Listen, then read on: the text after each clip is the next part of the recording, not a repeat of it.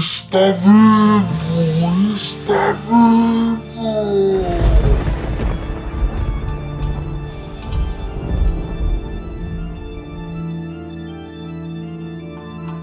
Bom, estamos aí quase finalizando o mês do terror, basicamente, e muitas coisas ainda estão para lançar. Até aqui a gente já teve várias coisas bem interessantes, como vocês viram no nosso vídeo de melhores filmes do ano, e também no vídeo de filmes de terror do mês de outubro. Tem muita coisa interessante que inclusive já lançou. Então fica aí já essa recomendação de 2 vídeos para vocês. Outros conteúdos, né, que a gente tem aqui no canal, como a playlist Clube do Terror e também alguns vídeos, né, que a gente faz aí sobre ordem cronológica, melhores filmes de uma franquia, incluindo filmes de terror, estão nessa lista, beleza? Então, para você ficar ligado aí, é bem importante você dar uma olhada nessa playlist.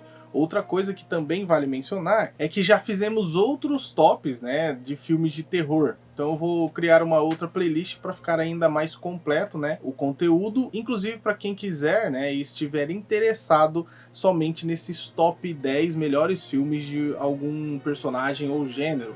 Como é o caso, por exemplo, de vampiro, tivemos de bruxa, então tem vários tópicos aí que a gente pode abordar no futuro e também, né, os que a gente já falou aqui no canal. Então, apague as luzes, deixa aquele climinha top, abre um pouquinho a janela e afaste o sofá da parede para assistir esses filmes, porque hoje vamos falar do top filmes de Frankenstein, que muita gente conhece também como o monstro de Frankenstein. Então simbora conhecer um pouco mais dessa história.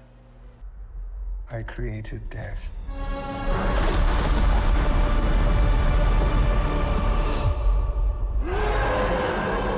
Então vamos falar sobre a obra em si, né, Frankenstein, ou também conhecida como Frankenstein, o Prometeu moderno. Foi aí uma história que revolucionou, né, a escrita e a literatura, sendo considerado o primeiro livro de ficção científica da história, lançado em 1818, escrito por Mary Shelley, que na época, né, a gente sabe que era uma época complicada, não foi, né, acreditada como autora do livro, mas posteriormente, né, alguns anos depois, acabou sendo acreditada até mesmo por conta do sucesso estrondoso e inegável que o livro fazia.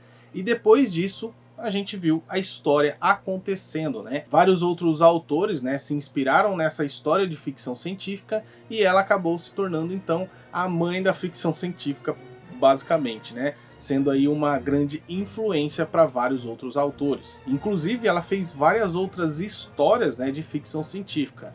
Então, essa aqui foi uma das que ela fez, mas não foi a única, beleza? E com isso, então, a gente já pode pular aí cerca de 90 anos, mais ou menos, quando o cinema estava se desenvolvendo, com o seu primeiro filme, na verdade o seu primeiro curta-metragem inspirado em Frankenstein, intitulado apenas de Frankenstein, de 1910. Esse curta, então, de 15 minutos mais ou menos, foi a primeira adaptação de Frankenstein para os cinemas. Inclusive foi uma produção da Edison Studios, que era a empresa cinematográfica de Thomas Edison, isso mesmo. Um dos caras aí da ciência, né, fazendo um filme de ficção científica. Esse filme era considerado perdido, né, do cinema, mas por volta ali da década de 70 eles acabaram achando então uma cópia e foi restaurado e você consegue assistir aí. Assim, não é tão fácil de assistir por aí, né, mas você consegue, né, por alguns meios aí, assistir ao filme. Mas esse fica apenas como uma menção honrosa, porque ele não é tão fácil de assistir, porque era cinema mudo, tinha algumas limitações da época, mas fica aqui como curiosidade, sendo ele o primeiro filme então. Mas aí a gente pode começar a nossa lista de fato, que como vocês estão ligados, né, eu gosto bastante de animação. E a gente teria, né, claramente uma animação aqui também sobre um personagem, ou no caso aqui uma adaptação a esse personagem, que é do filme Frankenweenie, de 2012. O filme é dirigido pelo talentosíssimo, né, Tim Burton, que ama claramente, né, a obra Frankenstein. Inclusive a gente vai ver na parte bônus aí do vídeo outras obras do próprio Tim Burton que se refere, né, ao próprio Frankenstein. Mas aqui a gente acompanha Victor Frankenstein, um jovem, né, um garoto que é apaixonado por cinema e, claramente, né, ciência, que acaba decidindo por usar eletricidade para trazer de volta à vida o seu cãozinho. Lembrando que isso, né, acaba sendo aí um fator na própria medicina que usa aquela técnica, né, do choque elétrico ali para ressuscitar algumas pessoas que acabaram de sofrer uma parada cardíaca. Então, assim, não é tão loucura, né, se você pensar dessa forma. Mas enfim, o filme é estilizado, né, todo um tom sombrio e bem mais melancólico do próprio Tim Burton, além de ser preto e branco, uma animação em stop motion bem legal. O cara realmente sabe entregar uma história. Frankenweenie, na minha opinião, é uma releitura sim, né, por conta de ele ressuscitar a princípio, né, o cachorrinho, mas a questão não é só essa, porque outros companheiros ali de Frankenstein, né, de Victor Frankenstein, acabam adotando essa técnica para ressuscitar os seus animais de estimação, o que acaba saindo um pouco do controle. Além de trazer uma releitura para a obra, ele também aborda, né, alguns outros temas e mostra que sabe realmente, né, fazer algo interessante. Outras obras que eu vou mencionar mais para frente do próprio Tim Burton também mostram isso, porque ele pegou o próprio tema, né, de Frankenstein, desse monstro, né, que ressuscitou com várias partes de corpos diferentes, acaba sendo aí uma recorrência, né, em questão da própria ciência e da própria humanidade, um questionamento que há entre, né, essas duas entidades que acabam, né, se separando por muitas vezes, que estão ligadas entre si, né? Então é questão da própria religiosidade, que ele consegue abordar, o que isso mexe com o próprio ser humano, né, do sentido de a vida acontecer. Então muitas coisas a gente vê descrito nas obras, né, Frankenstein. Inclusive, né, o próprio cãozinho, Spark, é um easter egg que parece que aborda outra animação do próprio Tim Burton.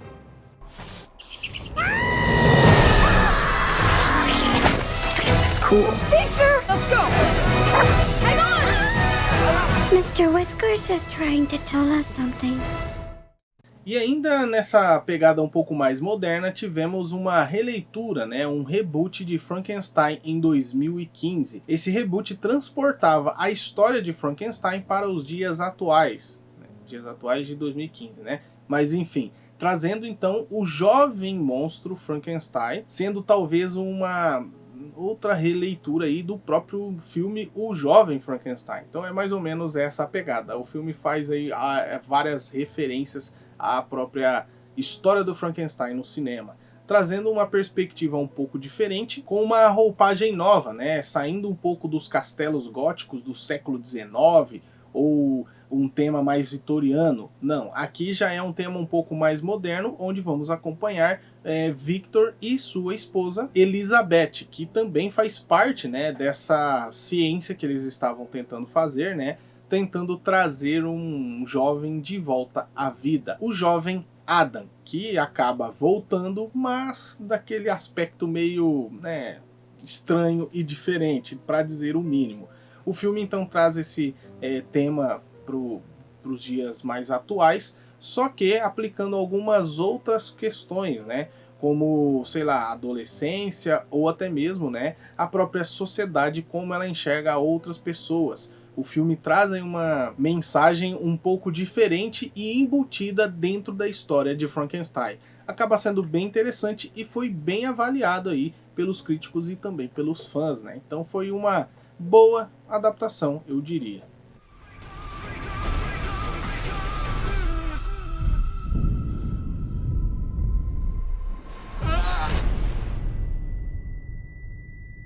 Victor Frankenstein.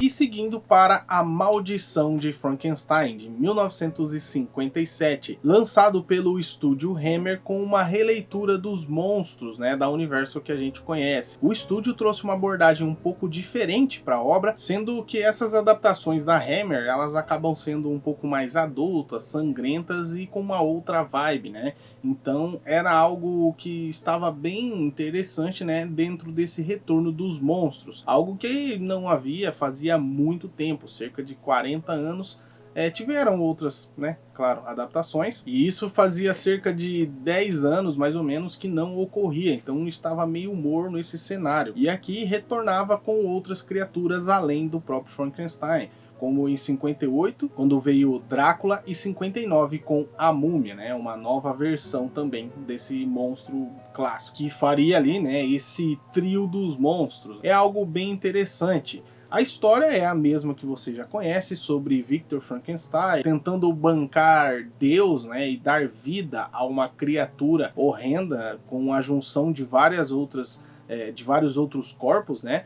mas com essa pegada um pouco mais sangrenta, né, visto com que o estúdio estava apostando nessas criaturas de uma outra forma, de uma outra vertente, indo um pouco mais pro lado do terror e inclusive do próprio gore. Apesar do filme não ter sido bem recebido pela crítica na época, o filme rendeu uma bilheteria bem alta, inclusive rendendo aí algumas sequências que, assim, são complicadas, né? Eu diria para você ficar só nesse, mas talvez o 2 ali, o 3, até que dá para assistir, mas aí é aquele negócio, né? Foram 6 sequências, então por aí você já tira que qualidade não era bem o foco deles a partir daquele momento. And see that you pay for these atrocities.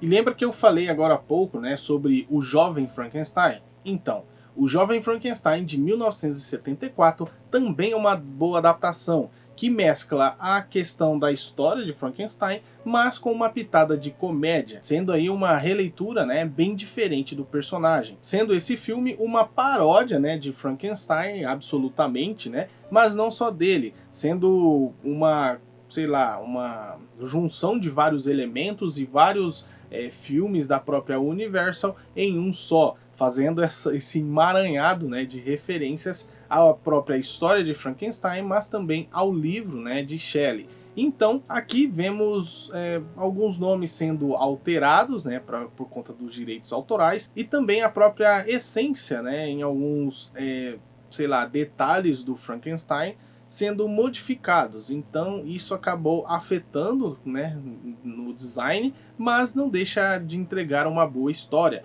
pois o filme é bem interessante, né, trazendo uma pitada de comédia para dentro dessa história que é bem interessante. E aqui vamos acompanhar a história do Dr. Frederick Frankenstein, que seria, né, esse trava-língua aí, homenageando talvez, em algumas questões, uma, né, dinastia dos Frankenstein.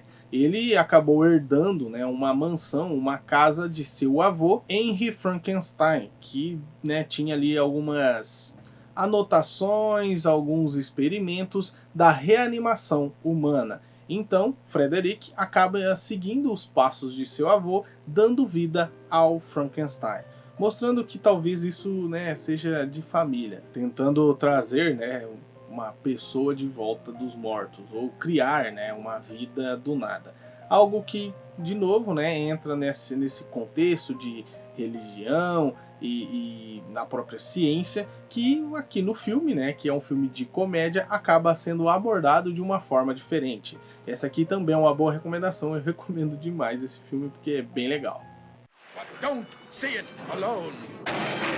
Don't miss Young Frankenstein, personally directed by Mel Blazing Saddles Brooks, in black and white. No offense. E aí vamos para a parte mais, talvez, clássica, né, do cinema, indo para 1931, quando lançava o filme, o primeiro filme realmente longa-metragem de Frankenstein, com o título Frankenstein, no caso de 1931. Contando a história clássica, como claramente o primeiro filme faria, né, sendo uma adaptação talvez em muitos aspectos ali bem fiel ao livro. Algumas pessoas acabam achando várias divergências, mas ainda assim é bem fiel. O filme trouxe aí vários elementos que seriam copiados na cultura pop, inclusive, né, o próprio design, a própria criatura, né, o monstro de Frankenstein, aqui foi estabelecido. Depois disso tivemos claramente várias e várias, né, outras adaptações, variantes e coisas do tipo do próprio monstro de Frankenstein, mas que veio a partir deste filme aqui. Inclusive, o próprio Boris, né, que é o ator que interpreta aqui a criatura, ele acabou sendo muito conhecido por esse papel, até mesmo porque ele veio, né, a se tornar o Frankenstein daquela década, porque ele atuou em outros filmes como o Frankenstein. Tiveram 4 filmes, né, em 10 anos aí, mais ou menos. Não foi 10 anos, acabei de ver aqui, foi em 13, né, porque foi de 31 a 44. Ele acabou então ficando muito conhecido e esse foi o seu maior papel. E esse talvez não é o melhor ou o mais fiel ao livro, mas sim o mais famoso, sem dúvida nenhuma. O filme é bem interessante e é muito legal ver, né, que acabou envelhecendo bem, apesar aí de ser um filme hoje em dia, né, de 95 anos, 94 anos, que está, eu diria, até que bem, viu? Em questão de narrativa, sendo uma adaptação, é muito boa e envelheceu bem, né? Você consegue entender ali as questões, né, da limitação da época, mas você consegue apreciar como uma boa história e também uma boa história de Frankenstein, sendo muito influente para o cenário de ficção científica e também, né, para a própria indústria do cinema nesse segmento. O filme acabou, né, fazendo história, com certeza, e teve então 3 sequências, sendo talvez a mais conhecida, A Noiva de Frankenstein, de 1935, inclusive, né, uma das melhores sequências de Frankenstein e considerado por muitos uma das melhores sequências do cinema, e também, né, fez com que a própria Universal tivesse apostado mais em outros monstros, né, porque na mesma época ali de Frankenstein veio de novo, né, o próprio Drácula e também a Múmia, como os monstros se tornando ali os monstros da Universal, né, que ficou muito conhecido por isso. Então, de tempos em tempos, parece que isso reinicia. Eu já vou mencionando um pouco mais sobre isso, né? Logo depois, então, 1939, veio O Filho de Frankenstein, que, né, tem a noiva e o Frankenstein, teria um filho, né? E também A Casa de Frankenstein, em 1944.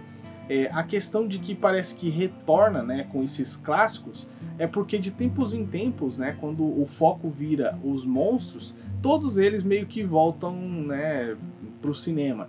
Então tivemos só esse ano, né, tivemos 2 adaptações, se eu não me engano, de Lobisomem. Tivemos a adaptação do que seria, né, o Drácula com Nosferatu. E agora, né, vamos ter Frankenstein. E esse Frankenstein novo do Guillermo del Toro, que inclusive está sendo bem avaliado pelas pessoas que já assistiram, porque já lançou lá fora, né, nos Estados Unidos. Chega aqui no Brasil essa semana, isso no cinema, porque vai para Netflix no dia 11 de novembro.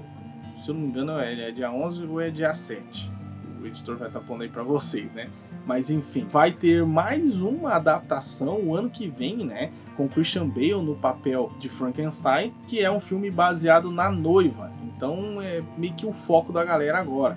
Quem sabe tenhamos mais filmes aí, como mais um Drácula, ou sei lá, um filme bom do Lobisomem, porque o que eu esperava esse ano aí foi meia boca. Então parece que vão retornando de tempos em tempos aí, quando a galera dá uma esquecida, dá uma mornada nesses personagens, eles retornam. Então já fica aqui a recomendação de 1931, de Frankenstein, se não me engano é 32 e 33 que vem né, o Drácula e a Múmia.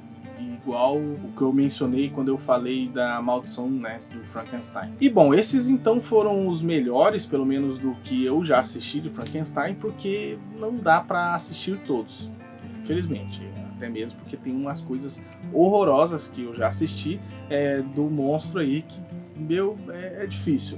Inclusive, é uma dos personagens mais adaptados aí, tem mais de 50 filmes, tem uma porrada de coisa, série, adaptação para quadrinhos, o próprio personagem participa de vários quadrinhos, várias histórias de ficção científica, de super-heróis, né? Tem aí adaptações do Frankenstein, é um personagem muito importante para cultura pop no geral, assim como o próprio Drácula, a Múmia, entre outros. Fora que a gente também vai fazer aqui, né, alguns bônus para vocês entenderem a magnitude e quão adaptável é a própria história de Frankenstein, como eu tinha mencionado, por exemplo, das adaptações de Tim Burton.